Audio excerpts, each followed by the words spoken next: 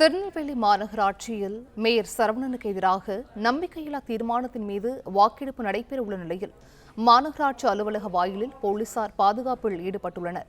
இதுகுறித்த முழு விவரங்களையும் செய்தியாளர் நாகராஜ் வழங்க கேட்கலாம். நாகராஜ், வணக்கம். அங்கு எந்த அளவுக்கு போலீசார் பாதுகாப்புகள் எல்லாம் மேற்கொள்ளப்பட்டிருக்கிறது? நாகராஜ், இன்றைய நாளை பொறுத்தவரைக்கும் திருநெல்வேலி மாநகராட்சியில் இருக்கக்கூடிய மாநகராட்சி திமுக மேயர் சரவணன் அவர் மீதான நம்பிக்கையில்லா தீர்மானம் மீதான வாக்கெடுப்பு நடைபெறுவதாக அறிவிக்கப்பட்டிருந்தது. இது மாநகராட்சி ஆணையர் அறிவித்திருந்தார். கடந்த டிசம்பர் மாதம் அறிவித்திருந்தார். அதாவது ஜனவரி 12ஆம் தேதி நம்பிக்கையில்லா தீர்மானம் மீதான வாக்கெடுப்பு ஜனவரி 12ஆம் தேதி காலை 11 மணிக்கு மாநகராட்சியில் கூடிய ராஜாஜி மண்டப மைய கூட்டரங்கில் நடைபெறும் என்று அறிவித்திருந்தார்.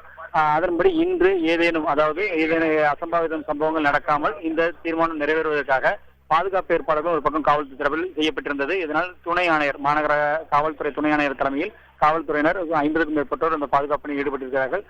உள்ளே வருவதற்கு பொதுமக்களுக்கும் மற்றவர்களுக்கு யாருக்குமே அனுமதி இல்லை. இந்த கூட்ட நாளில் வரக்கூடிய மாமன்ற உறுப்பினர்கள், அதாவது இந்த மாநகராட்சியில் 55 வார்டுகள் உள்ளது. 55 மாமன்ற உறுப்பினர்கள் இருக்கிறார்கள். இதில் 44 பேர் திமுகவை சேர்ந்த உறுப்பினர்கள்.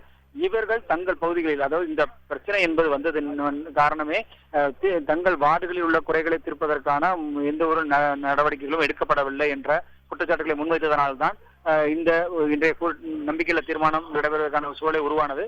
அந்த அடிப்படையில் பார்க்கும் பொழுது, ஆனால் இன்று புகார் கொடுத்த மாவட்ட உறுப்பினர்கள் யாரும் இந்த கூட்டத்திற்கு தற்போது வரை வரவில்லை. காலை 11 மணி கூட்டம் தொடங்கும் என்று தெரிவித்தார்கள். ஆனால் 11 மணி தாண்டிவிட்டது. தற்போது வரைக்கும் திமுக சார்ந்த மாவட்ட உறுப்பினர்கள் இன்று இந்த நம்பிக்கையில்லா தீர்மானம் மீதான வாக்கெடுப்புக்கு வரவில்லை. அதே போல அதிமுக சார்ந்த 4 மாவட்ட உறுப்பினர்கள் இருக்கிறார்கள். அவர்களும் இந்த கூட்டத்திற்கு வரவில்லை.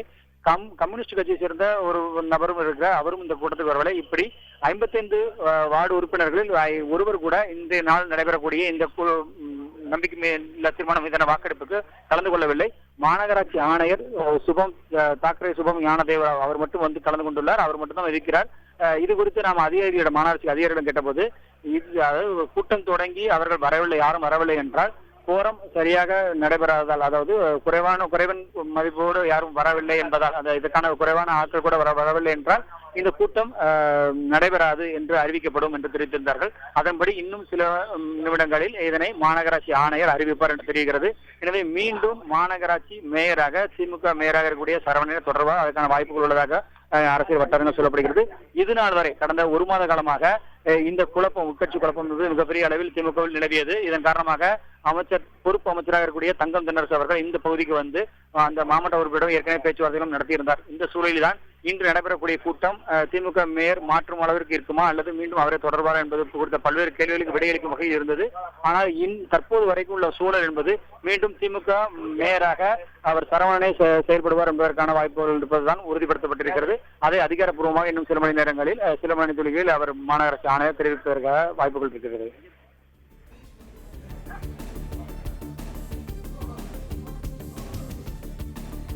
விவரங்களுக்கு நன்றி நாகராஜ்.